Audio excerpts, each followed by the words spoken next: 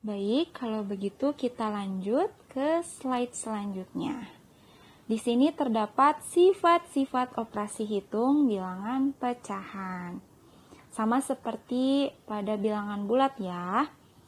Di sini ada sifat komutatif, yaitu pertukaran, berlaku pada operasi penjumlahan dan perkalian. Lalu ada sifat asosiatif atau pengelompokan, berlaku pada operasi penjumlahan dan perkalian. Dan sifat distributif atau penyebaran yang terbagi menjadi sifat distributif perkalian terhadap penjumlahan dan sifat distributif perkalian terhadap pengurangan. Kita lihat contoh dari sifat komutatif terlebih dahulu ya. Sifat komutatif pada penjumlahan. Kita kasih contohnya 5/6 ditambah 0,6 sama dengan 0,6 ditambah 5/6. Kita lihat 5/6 ditambah 0,6 kita ubah dulu menjadi pecahan biasa menjadi 6/10 sama dengan 6/10 ditambah 5/6. Maka hasilnya akan sama ya, 50 tambah 36/60 sama dengan 36 ditambah 50/60. 86/60 sama dengan 86/60. Artinya sifat komutatif pertukaran itu berlaku pada penjumlahan bilangan pecahan. Oke. Lanjut. Oh, ini disederhanakan ya. 86/60 itu sama dengan 126/60. Oke. Lanjut ke perkalian. Ibu kasih contoh 4/5 dikali 2 1/3 sama dengan 2 1/3 dikali 4/5. 4/5 dikali dengan 2 1/3 kita ubah dulu ke bentuk pecahan biasa menjadi 3 kali 2 6, 6 tambah 1 7, jadi 7/3.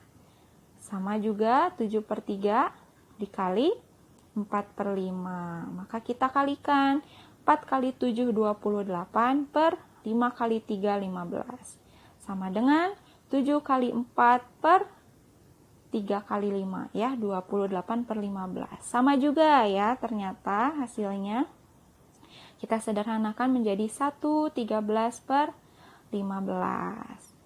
Itu artinya bahwa sifat komutatif pun berlaku pada perkalian. Sampai sini dapat dipahami ya. Sifat komutatif atau pertukaran itu berlaku pada penjumlahan dan perkalian. Ya, letaknya ditukar tapi hasilnya tetap sama. Oke? Selanjutnya ke sifat operasi asosiatif atau pengelompokan, ya. Di sini kita lihat pada penjumlahan terlebih dahulu. Dalam kurung 6 1/2 ditambah 2/3 ditambah dengan 3 1/3. Itu sama dengan 6 1/2 ditambah dalam kurung 2/3 ditambah 3 1/3. Kita bisa lihat di sini ya pengelompokannya bahwa sebelah kiri atau di ruas kiri itu pengelompokannya terdapat pada 6 1/2 dengan 2/3. Sedangkan di ruas kanan itu pengelompokannya 2/3 dengan 3 1/3. Kita coba hitung. 2 dikali 6 ditambah 1 hasilnya 13. 13/2 ditambah 2/3. Lalu ditambahkan dengan 3 dikali 3 9, 9 tambah 1 10, 10/3. Sama dengan 13/2 ditambah 2/3 ditambah 10/3. Oke, kita hitung dalam kurung terlebih dahulu. Iya, ingat ya. Untuk melakukan operasi hitung, kita utamakan yang dalam kurung terlebih dahulu. Oke? Di sini yang dalam kurungnya itu 13/2 ditambah 2/3, kita samakan penyebutnya menjadi 6, karena KPK dari 2 dan 3 itu 6. maka pembilangnya berubah menjadi 39 dan 4. Ya, 6 dibagi 2, 3. 3 dikali 13 sama dengan 39. 6 dibagi 3, 2. 2 dikali 2 itu 4. Ya. Ditambah 10 per 3. Sama dengan 13 per 2 ditambah, ini langsung ya karena penyebutnya sama, 2 tambah 10. Kita jumlahkan 39 tambah 4 yaitu 43 per 6 ditambah 10 per 3 lalu sama dengan 13 per 2 ditambah 2 tambah 10 12. 12 per 3. Kita jumlahkan yang ruas kiri itu 43 per 6 ditambah 10 per 3. Samakan dulu ya penyebutnya. Jadi per 6. Ya, karena KPK-nya itu 6. 6 tetap ya pembilangnya 43. Lalu yang penyebutnya 3 kita rubah pembilangnya. 6 dibagi 3, 2. 2 dikali 10, 20. Maka hasilnya 43 tambah 20 per 6. Sama dengan, ini juga sama, kita rubah dulu penyebutnya menjadi per 6. Ya. 6 dibagi 2, 3. 3 kali 13 itu 39. 6 dibagi 3 itu 2. 2 kali 12 itu 24. Maka kita lihat hasilnya 43 tambah 20 per 6 sama dengan 63 per 6. 39 tambah 24 itu 63. Jadi 63 per 6. Maka hasilnya sama ya. Kita sederhanakan menjadi 10 3 per 6. Artinya sifat asosiatif atau pengelompokan itu berlaku pada penjumlahan. Oke? Dapat disederhanakan lagi. Oke? 3 per 6-nya kita sederhanakan dengan dibagi 3 ya. 3 dibagi 3 1, 6 bagi 3 2. Jadi 10 1 per 2. Selanjutnya pada operasi perkalian. Kita lihat contohnya di sini. Dalam kurung 3 per 8 dikali 1 per 2 dikali 1 per 3. Sama dengan 3 per 8 dikali dalam kurung 1 per 2 dikali 1 per 3. Kita bisa lihat ya pengelompokannya beda ya. Yang di ruas kiri itu pengelompokannya 3 per 8 dengan 1 per 2, sedangkan di ruas kanan itu pengelompokannya 1 per 2 dengan 1 per 3. Lalu kita kalikan saja yang dalam kurung terlebih dahulu. 3 kali 1 sama dengan 3, 8 dikali 2 sama dengan 16. Lalu dikali dengan 1 per 3 sama dengan 3 per 8 dikali yang dalam kurungnya 1 kali 1, 1, 2 kali 3, 6. Jadi 1 per 6. Kita lihat apakah sama? Ruas kiri dan ruas kanan. 3 kali 1. 3 ya, mohon maaf itu salah tulis. Harusnya 3. 3 per 48.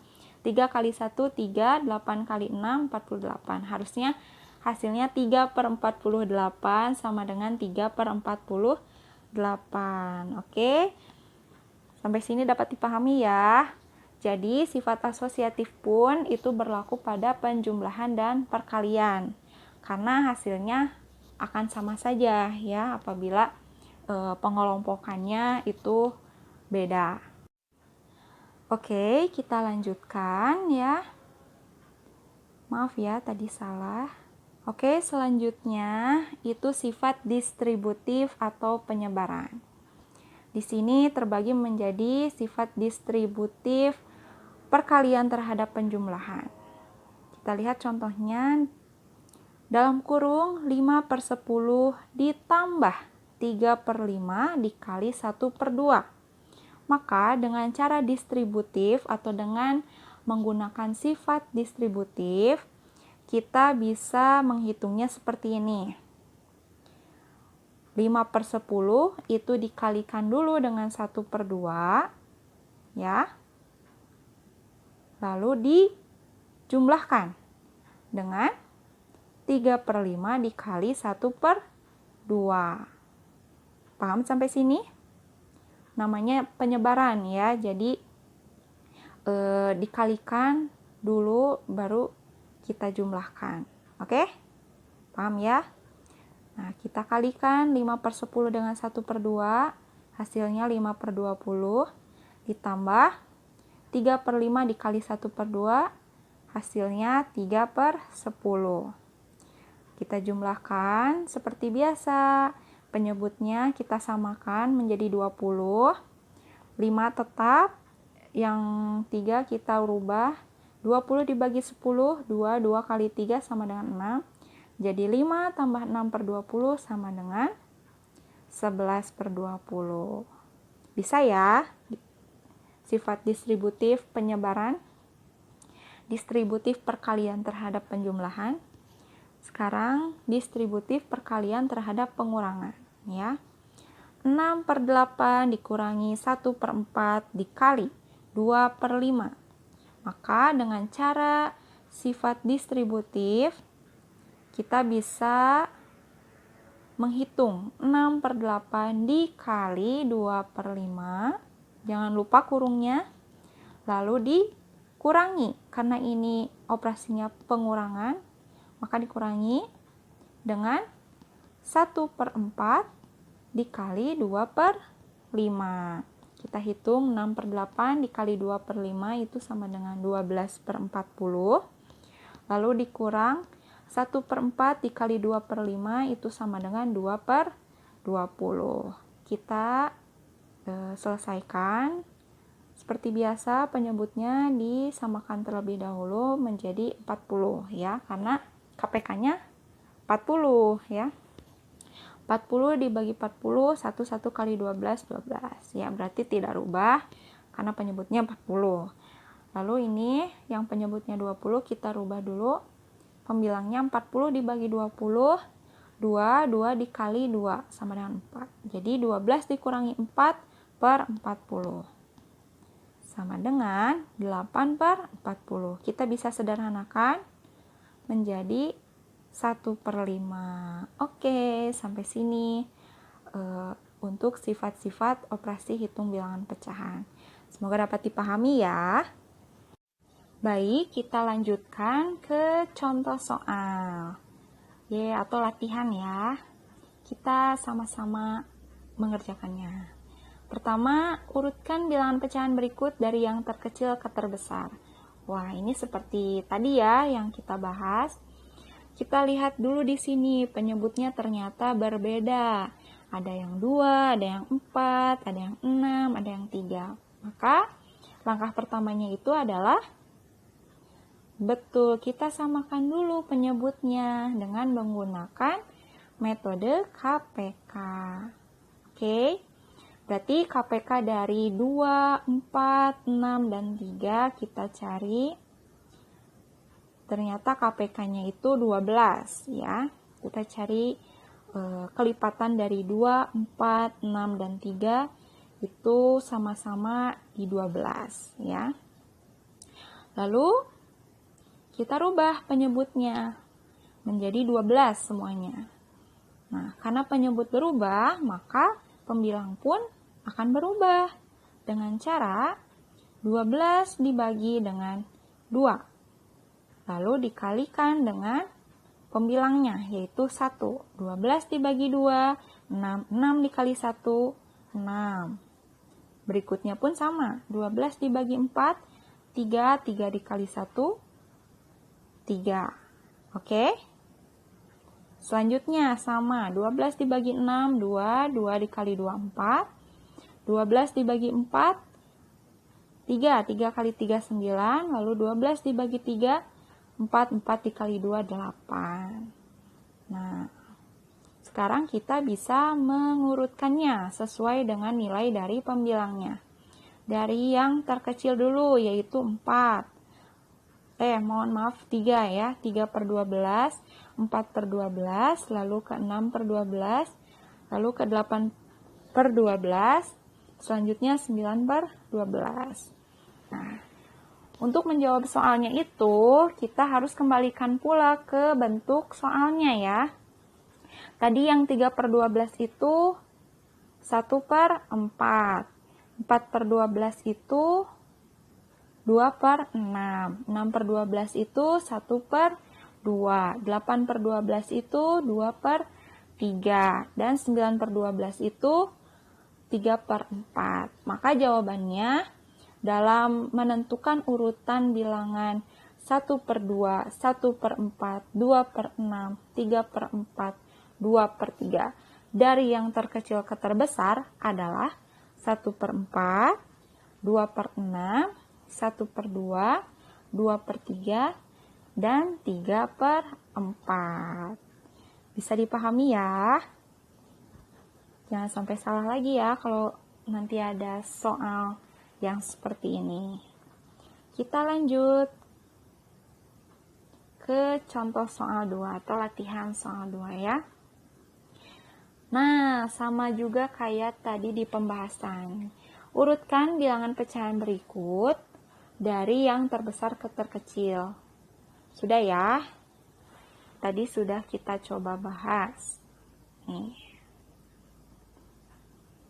Sama seperti yang tadi.